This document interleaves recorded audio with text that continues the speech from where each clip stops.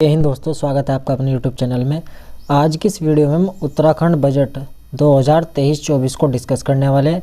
महत्वपूर्ण फैक्ट्स को ही कवर करेंगे और टू द पॉइंट जितने भी शॉर्ट नोट्स हैं उन सबको हम यहाँ पे रीड करने वाले हैं। क्लास नोट्स होंगे, आपको आसानी से तसल्लीपूर्वक समझ में आएंगे। केवल आपको वीडियो में अंत तक बने रहना है। लास्ट वीडियो में हम उत्तराखंड का आर्थिक सर्वेक्षण डिस्कस कर चुके हैं, जिसमें हमने ट्रिक और फंडे लगाए हैं। यदि आपने वो नहीं देखा तो आप उसको देख सकते हैं।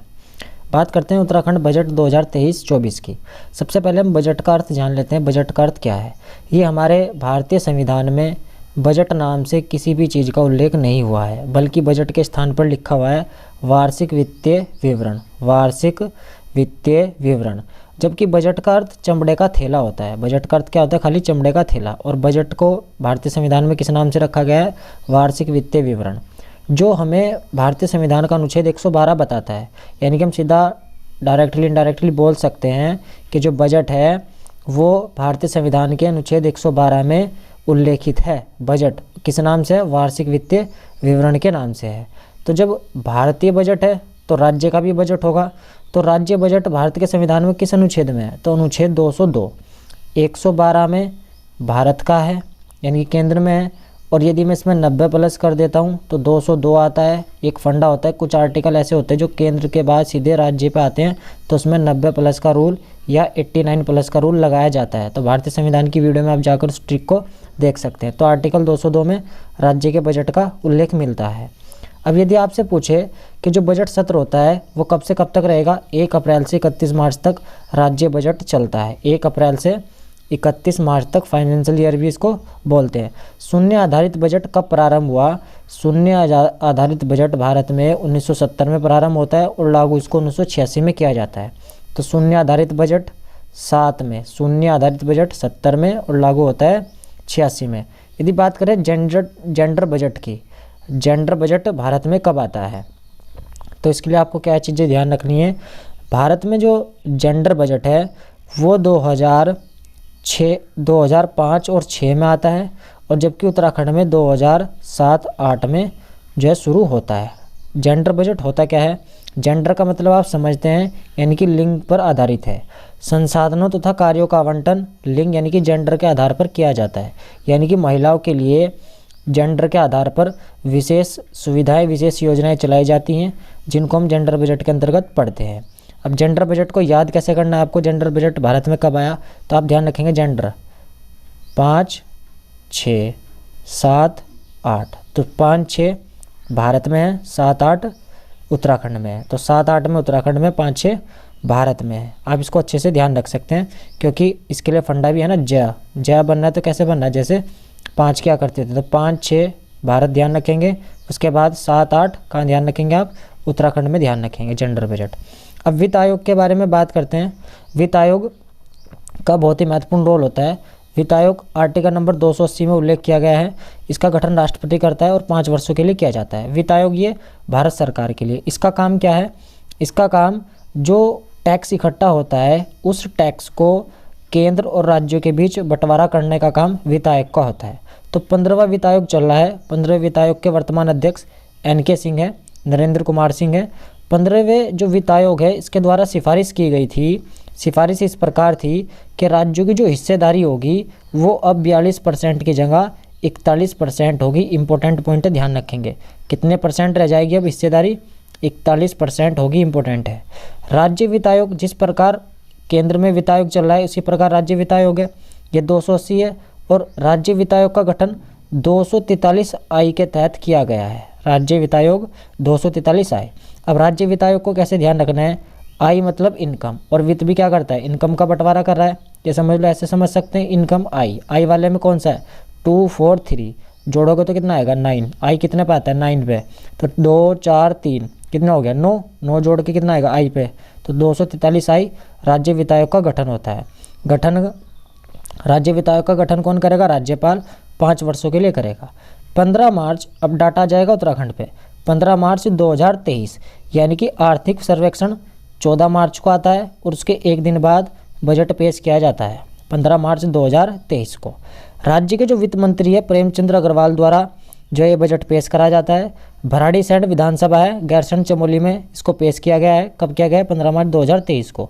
जब यहाँ पर यदि हम पहले बजट की बात करें जो भराड़ीसैंण विधानसभा है, तो त्रिवेंद्र सिंह रावत द्वारा 2018 में यहाँ पे बजट पेश किया गया था, इंपॉर्टेंट है। जबकि पूरे उत्तराखंड का यदि हम पहले बजट की बात करें तो वो बजट 3 मई 2001 को रमेश पोखरियाल निशंक के द्वारा जारी किया गया था या पेश किया गया था। 3 फैक्ट्स आपको ध्यान रखने हैं। वर्तमान वाला वित्त मंत्री प्रेमचंद अग्रवाल ने किया है। जब इसी विधानसभा की बात करें, भराड़ीसैंण वाली विधानसभा जो गैरसैंण चमोली में, इसमें पहला बजट 2018 में त्रिवेंद्र सिंह रावत ने पेश किया था। और यदि ओवरऑल उत्तराखंड में पहले बजट की बात करें तो 3 मई 2001 को पेश किया गया था और रमेश पोखरियाल निशंक ने पेश किया था। बात करते हैं हम उत्तराखंड बजट 2023-24 की डिटेल से। इंपॉर्टेंट फैक्ट्स होंगे सारे, आपको टू द पॉइंट याद रखने हैं। प्रेमचंद अग्रवाल द्वारा जो उत्तराखंड सरकार का बजट पेश किया गया है, उस बजट में जो टोटल अमाउंट है वो कितना है, तो 77,407.08 करोड़ का ये बजट है। आपको डाटा ध्यान रखना है, 77,407.08 करोड़ का ये इसका बजट है, जो विगत वर्ष से कितने परसेंट अधिक है, तो आपको ध्यान रखना है 18.05% अधिक है। इंपॉर्टेंट फैक्ट्स है दोनों के दोनों, केवल इंपॉर्टेंट फैक्ट्स को ही मैंने कवर किया है, फालतू का इसमें कोई भी झंझट नहीं है, टू द पॉइंट है बिल्कुल। कितना परसेंट अधिक है, 18.05% अधिक है पिछले बजट से। राजकोषीय घाटे की यदि बात करें तो राजकोषीय घाटा जीडीपी का कितना रहने का अनुमान है, 2.72%। 2.72% इस बार जीडीपी का यह राजकोषीय घाटा रहने का अनुमान है, ध्यान रखेंगे। यानी कि यदि पैसे में बात करें तो 9,046 करोड़ का यह अनुमान लगाया गया है राजकोषीय घाटा का। अब यदि उत्तराखंड बजट में रुपए की बात करें, ये इंपॉर्टेंट है, आपसे पूछता है रुपया आता कहाँ से और जाता कहाँ है, फिर इसकी विशेषताएं देखेंगे। रुपया उत्तराखंड बजट में सबसे ज़्यादा रुपया कहाँ से आता है, ये आने का क्रम है, आपको चारों पॉइंट ध्यान रखने हैं। केंद्रीय सहायता अनुदान सबसे ज़्यादा उत्तराखंड में देखने को मिलता है, कितना आता है, 27.07%। इंपॉर्टेंट डाटा है, 27.07% केंद्रीय सहायता अनुदान है जो उत्तराखंड में सबसे ज़्यादा बजट में रुपया आता है। उत्तराखंड के बजट में रुपया सबसे ज़्यादा कहाँ से आता है, केंद्र सरकार से आता है, सहायता मिलती है। उसके बाद दूसरा नंबर स्वयं का कर राजस्व, जो उत्तराखंड सरकार खुद कर टैक्स लगाती है, जो राजस्व इकट्ठा करती है, वो आता है 25.89%। लोक ऋण आता है उसके बाद, और केंद्रीय करों में जो राज्य अंश होता है, राज्य का जो अंश है या हिस्सा है केंद्र के करों में, वो 14.79% है। आपको ध्यान रखना है सबसे ज़्यादा रुपया कहाँ से आता है, सहायता से आता है, केंद्रीय सहायता से उत्तराखंड को जो है अनुदान मिलता है। अब जाने का क्रम क्या है, उत्तराखंड ने पैसा तो इकट्ठा कर लिया इन चार चीज़ों से, इंपॉर्टेंट जो है टॉप वाले हैं, जो सबसे ज़्यादा पैसा आता है। जाएगा कहाँ उत्तराखंड का पैसा, अब उत्तराखंड में जो जॉब कर रहे हैं, वेतन जाएंगे, भत्ते जाएंगे, मजदूरी जाएगी, उसमें सबसे ज़्यादा उत्तराखंड का पैसा जाता है। कितना जाता है, लगभग 25%, 24.98% जो है इसमें पैसा चला जाता है। निवेश ऋण करना हो उस पर 15.23% जाता है, और जो वृद्ध लघु निर्माण कार्य करने होते हैं 10.55% जाता है। पेंशन अनुतोषित जो होता है उसमें 9.81% जाता है। तो इम्पोर्टेंट डाटा क्या ध्यान रखना है आपको कि परसेंटेज दो तरीके की ध्यान रखनी है। एक तो केंद्रीय सहायता अनुदान में कितना रुपया आता है, कितने परसेंट आता है, 27.07%, और जाने के क्रम में वेतन भत्ते में कितना जाता है, 24.98% ये इसमें चला जाता है। अब बजट की विशेषता की बात करें, जिस प्रकार इंडिया का बजट सप्तऋषि पर आधारित था, उसी प्रकार उत्तराखंड का बजट सप्तकिरण पर आधारित है। तो आपको फैक्ट ध्यान रखना, सप्तकिरण क्या है, उत्तराखंड के बजट की विशेषता क्या है कि ये इस बार सप्तकिरण पर आधारित है, ध्यान रखेंगे। अब सप्तकिरण में क्या क्या चीज़ें आती हैं, अब उसको ध्यान से आपको समझना है। इसके लिए एक फंडा है, आपको 7 के 7 पॉइंट याद हो जाएंगे। देखो, मानव का जब आगमन होता है, अवागमन होता है, पूंजी खर्च भी होता है, उसका स्वास्थ्य का कल्याण होता है। जब पूंजी खर्च करेगा स्वास्थ्य पे तो उसका कल्याण होगा। प्रौद्योगिकी पर जोर देगा, ठीक है, जोर देगा, और इकोलॉजी वर्सेस इकोनॉमी पर भी ध्यान रखेगा। अब इन 7 पॉइंट से आपको 7 के 7 पॉइंट ध्यान होंगे। देखो, मानव से ध्यान रखना, मानव पूंजी निवेश, जब मानव पूंजी निवेश करेगा तो उसका सुलभ आवागमन होगा, आना जाना हो जाएगा।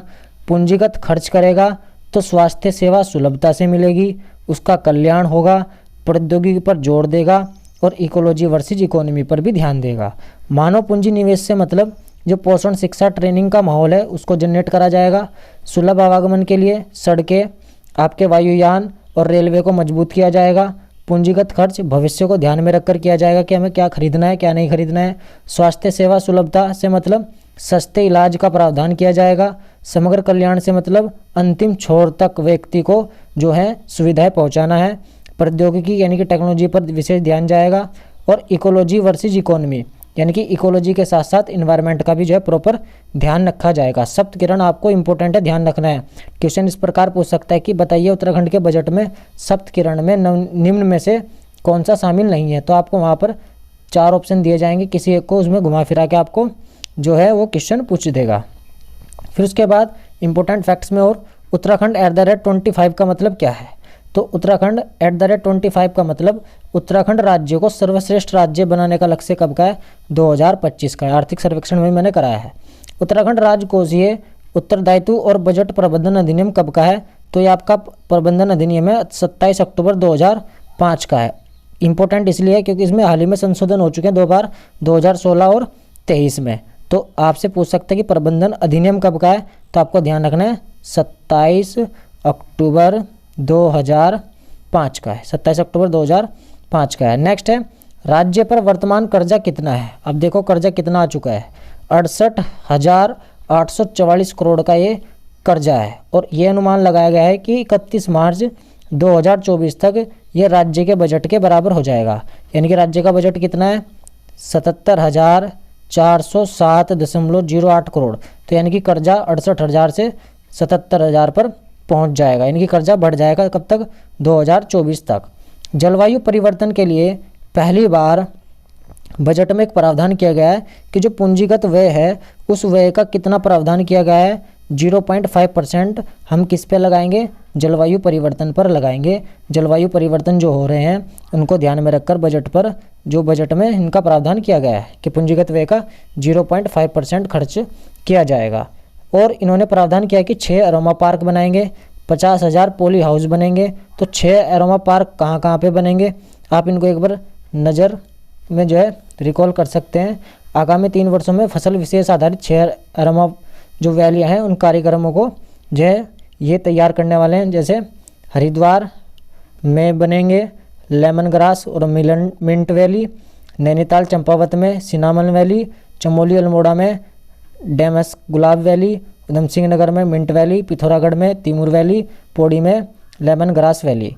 इम्पोर्टेंट यह है कि यदि आपसे पूछे कि निम्न में से किस जिले में 6 एरोमा वैलिया कार्यक्रम शुरू नहीं किया जाएगा, तो शुरू किन में होंगे वो आपको पॉइंट ध्यान रखने। हरिद्वार, नैनीताल, चमोली, चंपावत, अल्मोड़ा, उधम सिंह नगर, पौड़ी, पिथौरागढ़।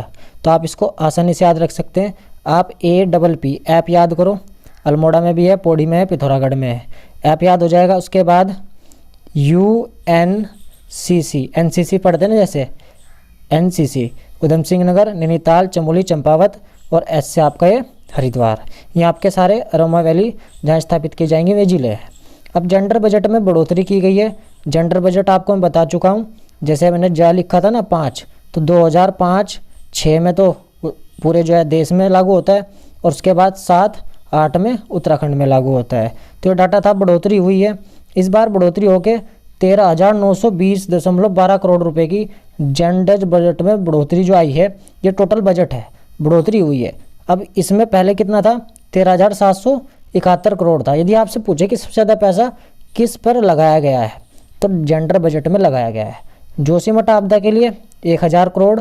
और जो G20 की बैठक चल रही है, G20 की बैठक जो है भारत कर रहा है, उसके लिए भी उत्तराखंड सरकार ने अपने राज्य में 100 करोड़ का बजट जो है पेश किया है। कितना, 100 करोड़ का।